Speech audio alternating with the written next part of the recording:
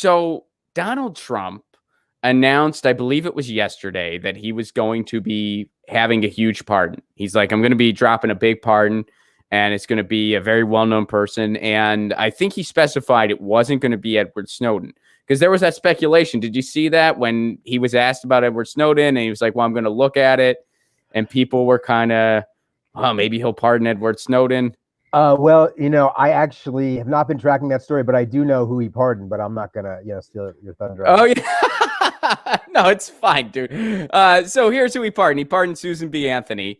And let's just watch what he has to say about it. I will be signing a full and complete pardon for Susan B. Anthony. She was never pardoned. Did you know that? She was never pardoned. Is it a little weird they all laughed? Yeah, that is super weird. Was that did that strike you as weird too? It seemed like, nobody knew, and then like they had all their speculations, but that Susan B. Anthony was not on anybody's radar, so they were like, what? Yeah, well, he didn't, I mean, at least, and I just kind of heard grumblings online. I didn't really see a direct quote or anything, so I was just kind of being like, okay, let's see. I didn't think it was going to be, I know when he said it wasn't going to be Snowden, there were some people who were like, oh, maybe it's going to be Julian Assange.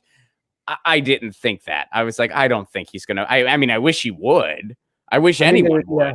Me too. But I mean, it's funny during the, during the election, he's like, WikiLeaks, I love WikiLeaks. Yeah, now he's not. Yeah. No, not so much, I guess. Yeah. But that's weird. All right, let's watch the rest of this. I don't know why. All right, so Trump's actually getting to do what we really want to do, apparently. Apparently, Trump's doing stand-up right now. This amazing. Is, it's amazing. Trump gets to do stand-up right here. That's weird that they laughed. All right, anyway. All right, now they're clapping. And you know that she got a pardon for a lot of other women, and she didn't put her name on the list. So she was never pardoned. And we're for voting. That's right, she was guilty for voting. And we are going to be signing a full and complete pardon. And I think that's really fantastic.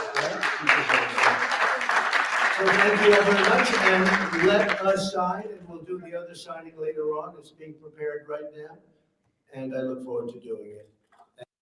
All right, there you have it. Okay. So that's it's Susan B. Anthony. It's a posthumous pardon, and it's a symbolic act. That's what it is. That's just what it is. I mean, I support it. Right.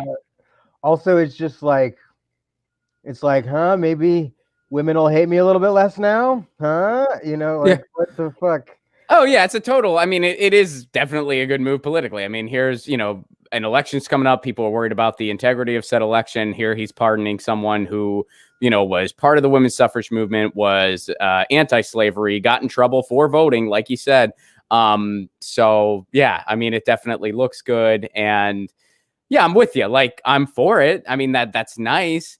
But I also recognize, I don't think symbolic actions are bad things. I get it. You're sending the message of, hey, as a society, we've evolved and we got this wrong. And we're trying to do what we can to fix it. Obviously, she is not alive, but we're doing what we can. And all we can do is this symbolic action as a way of righting this wrong. And presidents have done this a bunch over the years. I get it.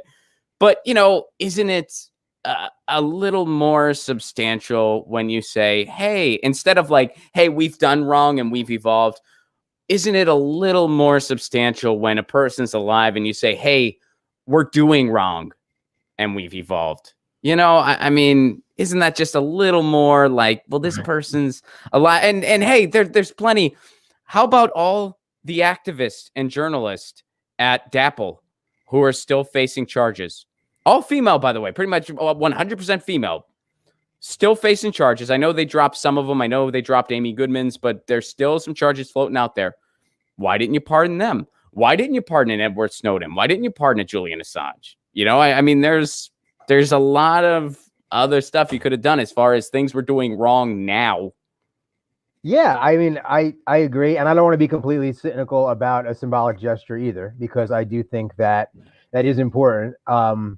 But all of those people that you just mentioned, there's all sorts of political fallout to that, like this one, like even as much as the corporate Democrat faction of the news media would love to somehow shit on this one, it's going to be tough. You know what I mean? Like Right. somehow, that's what's so fucked up is somehow if he pardoned, water protectors, somehow MSNBC would figure out how to like spin that. You know what I mean? Like against him and shit like that. They would probably do something like, oh, they were violent or something like that. That would probably be their spin on it. They would attack him from the right because that would be the only way they could.